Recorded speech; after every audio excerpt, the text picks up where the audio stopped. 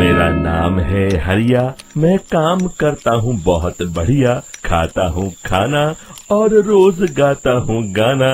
अरे यार, आज तो बहुत देर हो गई। इस खतरनाक जंगल को देखकर तो मेरे हाथ पैर ठंडे हो गए हैं। अगर मैं वक्त पर गांव नहीं पहुंचा तो मालिक बहुत नाराज हो जाएंगे। तभी हरिया को एक आवाज सुनाई देती है। सुनिए हरि जी। अरे, ये आवाज किसने दी? तभी हरिया को सामने कुछ दूर एक औरत खड़ी दिखाई देती है। अरे भाई, ये औरत अकेली इतनी रात को इस जंगल में क्या कर रही है? चलकर पूछना पड़ेगा।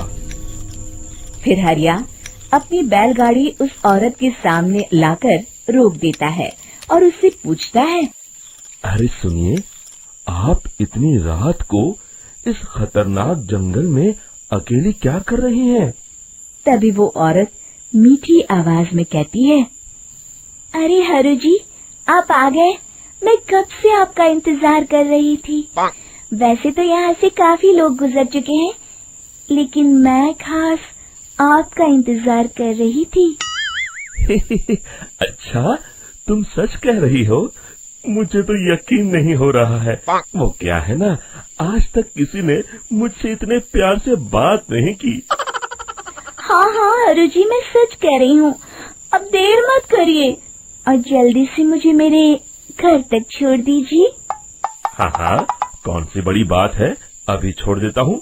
आप मेरे पीछे बैलगाड़ी में बैठ जाइए और मुझे रास्ता बताते चलिए। फिर वो औरत हरिया की बैलगाड़ी में बैठ जाती है और हरिया बैलगाड़ी हाँकता हुआ आगे चल पड़ता है। फिर उस औरत के बताए हुए रास्ते पर चलते चलते हरिया बैलगाड़ी लेकर एक काली गुफा के आगे आकर रुक जाता है। हरिया उस औरत से पूछता है। हाँ देवी जी, आपका घर कहाँ है? यहाँ तो एक गुफा के अलावा और कुछ नहीं है। तभी अचानक वो औरत हवा में उड़ने लगती है। देखते ही देखते उसका सुंदर रूप एक डरावनी चुड़ैल में बदल जाता है और वो जोर जोर से हंसती है।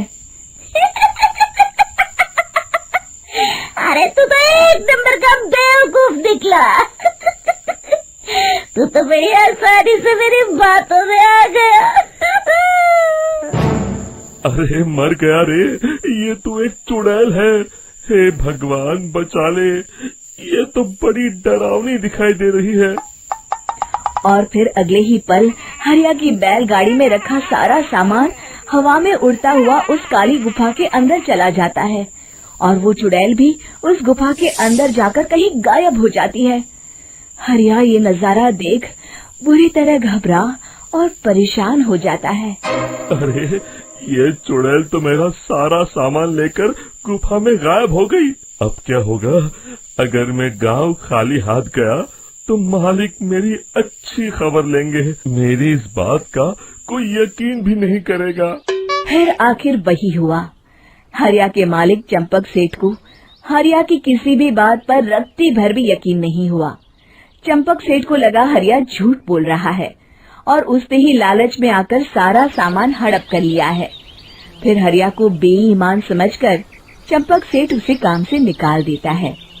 अगले दिन अपनी दुकान में परेशान बैठा चंपक सेठ गुस्से में बड़बड़ाता है। अरे, दुकान में तो सामान बिल्कुल भी नहीं है। अब मुझे ही शहर जाकर सामान लाना होगा। फिर वो अपनी बैलगाड़ी लेकर शहर चला जाता है। शहर से सामान लेकर जब चंपक सेठ वापस गांव लौट रहा होता है, तभी उसे एक आवाज सुनाई देती है। चंपक जी, ओ चंपक जी। अरे, ये तो कोई मेरा नाम लेकर मुझे पुकार रहा है। फिर उस रास्ते में वही औरत खड़ी दिखाई देती है। फिर क्या था, हरिया की तरह चंपक सेठ भी उस औरत के पास अपनी बैलगाड़ी लेकर जाता है और वो भी उसकी चिकनी चुपड़ी बातों के मोह जाल में फंस जाता है। फिर चुड़ैल उसे भी अपनी गुफा तक ले जाती है और उसका सारा सामान लेकर गुफा में गायब हो जाती है। बेचारा चंपक सेठ लाचार होकर खाली हाथ गांव लौट आता है। फिर ये उस जंगल में रोज की बात हो जाती है। जो कोई भी शहर से कुछ लेकर गांव की तरफ लौटता, वो चुड़ैल उसे बेवकूफ बनाकर उसका सारा सामान लेकर गुफा में गायब हो जाती। एक दिन हरिया एक लकड़हारे को उसी जंगल की तरफ जाते हुए देखता है। फिर हरिया उसे रोकते हुए कहता है, अरे भाई, क्यों अपनी मौत को दावत दे रहे हो? मेरी बात मानो, आगे जंगल में मत जाओ, वहाँ एक बड़ी भयानक चुड़ैल रहती है। लकड़हारा हरिया की बातों को नजरअंदाज करते हुए कहता है, अरे भाई, मुझे पहले ही बहुत देर हो चुकी है, मुझे जाने दो भाई। शाम तक लकड़ियाँ काट कर शहर के बाजार में बेचना है। तुम अपनी ये कहानी किसी फुर्सत में बैठे इंसान को सुनाओ, मैं तो चला। इतना कहकर लकड़हारा वहाँ से आगे जंगल की तरफ चला जाता है। फिर अगले दिन गांव के मुखिया के घर के बाहर बहुत सारे लोग जमा हो जाते हैं। तभी हाथ में कुल्हाड़ी लिए खड़ा लकड़हारा कहता है, अरे मुखिया जी, अब आप ही हमें बचाइए उस जंगल वाली चुड़ैल से।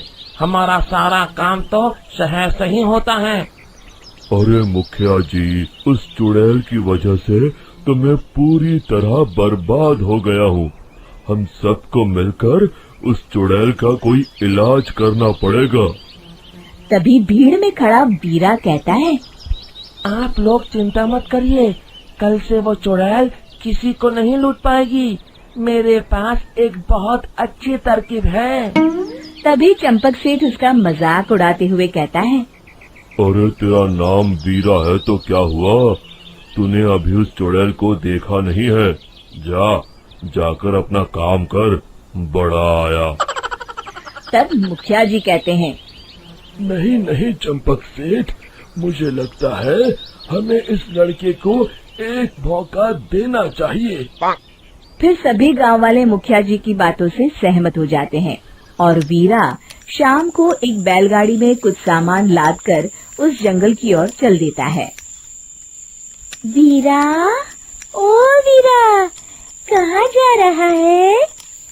तभी वीरा मुड़ के देखता है, वही चुड़ैल एक औरत के रूप में खड़ी है। अरे बहन जी, मैं आपको ही ढूंढ रहा था। देखिए, मैं आपके लिए क्या लाया हूँ। अरे वाह, तो खुद मेरे लिए इतना सामान लाया है।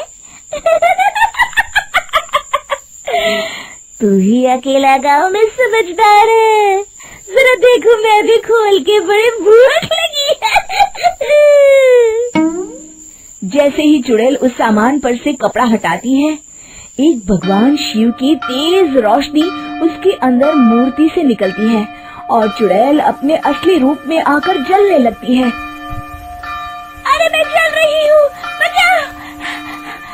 बचाओ! ओम नमः शिवाय, मर गई मैं! देखते ही देखते वो चुड़ैल राख के साथ उड़ जाती है और सभी गांव वाले भी वहां जाते हैं। शिक्षा बुराई पे सदा अच्छाई की ही जीत होती है।